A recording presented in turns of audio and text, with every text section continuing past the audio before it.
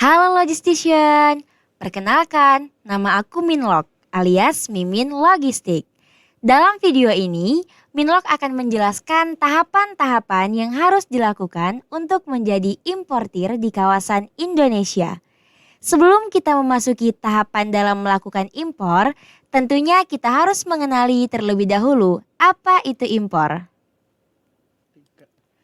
Impor merupakan kegiatan memasukkan barang ke dalam wilayah Indonesia. Indonesia memiliki kawasan perdagangan bebas. Tata laksana impor dalam kawasan perdagangan bebas berbeda dengan tata laksana impor di wilayah Indonesia lainnya. Di dalam video ini, Minlog akan membahas secara spesifik mengenai tahapan pelaksanaan impor dalam kawasan perdagangan bebas. Kawasan perdagangan bebas atau free trade zone adalah kawasan tertentu di mana diberlakukan ketentuan khusus di bidang kepabeanan, perpajakan, perizinan, keimigrasian, dan ketenaga kerjaan. Secara lebih jelasnya, kawasan perdagangan bebas merupakan suatu kawasan yang berada di dalam wilayah hukum Negara Kesatuan Republik Indonesia yang terpisah dari daerah pabean. Indonesia memiliki 4 kawasan perdagangan bebas, yaitu Sabang, Batam, Bintan, dan Karimun. Keempat kawasan ini mendapatkan fasilitas kepabeanan seperti pembebasan bea masuk, pembebasan PPN, tidak dipungut pajak PPh impor, dan pembebasan cukai. Nah, sekarang Minlog mau kasih tahu nih, bagaimana tahapan dalam mengimpor barang. Tahap pertama yang harus dilakukan ketika ingin melakukan impor adalah kamu sebagai importir memesan barang kepada eksportir. Selanjutnya, di tahap kedua, kamu akan melakukan negosiasi kepada pihak eksportir atas barang yang kamu pesan. Setelah melakukan diskusi dan negosiasi, maka akan menghasilkan sales contract, yaitu berupa kontrak persetujuan transaksi antara kamu sebagai importir dengan eksportir.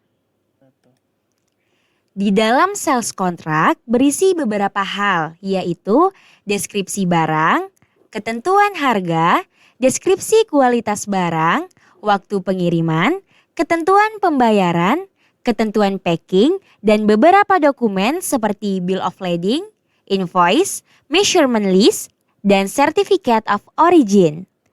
Lalu, pada tahap ketiga, sebagai importir akan membuka letter of credit ke opening bank. Lalu, bagaimana ya cara kita sebagai importir untuk membuka letter of credit di opening bank?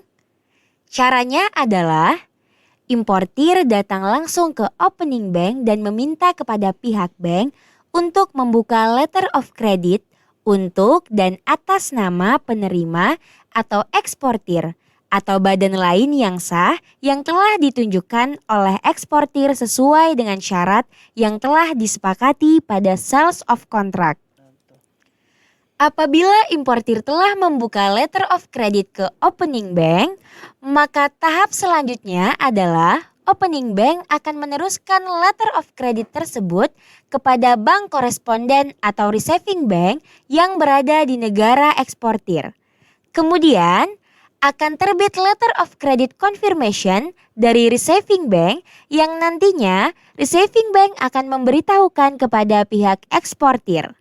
Setelah pemberitahuan letter of credit kepada eksportir, maka eksportir akan menyerahkan dokumentasi hasil negosiasi dengan importir kepada receiving bank. Setelah receiving bank menerima dokumen dari pihak eksportir, receiving bank akan mengirim dokumen-dokumen tersebut kepada pihak opening bank. Nah, untuk dokumen-dokumen tersebut itu berupa pemberitahuan impor barang, invoice, packing list, bill of lading atau RW bill, advance payment atau letter of credit, dan polis asuransi. Lalu, terdapat beberapa dokumen tambahan yang diperlukan seperti Certificate of Origin, Certificate of Inspection, Certificate of Quality, dan Manufacturers Quality Certificate. Setelah dokumen tersebut diterima oleh opening bank, maka opening bank akan meneruskan dokumen-dokumen tersebut kepada pihak importir dan pihak importir tinggal menunggu barangnya tiba. Dalam pelaksanaan impor di kawasan Free Trade Zone, ada beberapa tahapan yang harus diperhatikan. Dalam melakukan impor ke dalam kawasan perdagangan bebas, kita perlu menyampaikan pemberitahuan pabean Free Trade Zone atau PPFTZ 01 kepada Direktorat Jenderal Bea dan Cukai. PPFTZ 01 dibuat oleh pengusaha yang memasukkan barang asal tempat lain dalam daerah pabean ke kawasan bebas berdasarkan invoice, packing list, sales contract, faktur pajak, bill of lading atau RW bill, dan dokumen pelengkap lainnya. Setelah PPFTZ disampaikan, barang dari tempat lain dalam daerah pabean dibawa ke kawasan bebas dengan diberikan fasilitas berupa PPN tidak dipungut dan tidak dikenakan bea cukai. Pengawasan dan pengadministrasian barang tersebut dilakukan oleh Direktorat Jenderal Pajak. Nah, untuk lebih lengkap dan lebih jelasnya mengenai proses impor, Logistician bisa mengakses buku saku dengan scan barcode berikut ini atau bisa juga diakses menggunakan link berikut ini. Dan juga, Logistician dapat mengikuti sosial media kami di LPI Inbound untuk update-update informasi mengenai dunia logistik. Terima kasih dan sampai jumpa.